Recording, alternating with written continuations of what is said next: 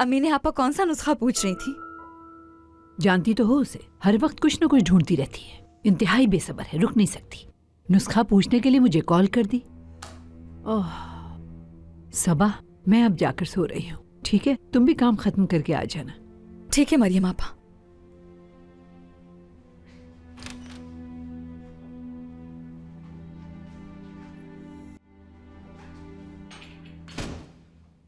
क्या कुछ चाहिए तुम्हें? क्या तुम्हारा काम हो गया?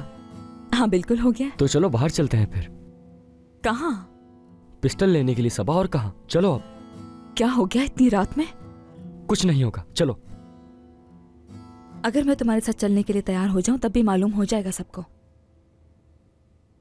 ये सब तुम मुझ पे छोड़ दो, मुझे मालूम है कि सबसे छुपके कैसे निकलना है। सिनान, मैं तुम्हें मुसीबत में नहीं डालना चाहती, तो प्लीज भूल जाओ ये सब। सबा, इस वक्त तुम मेरा नहीं अपनी अम्मी का सोचो।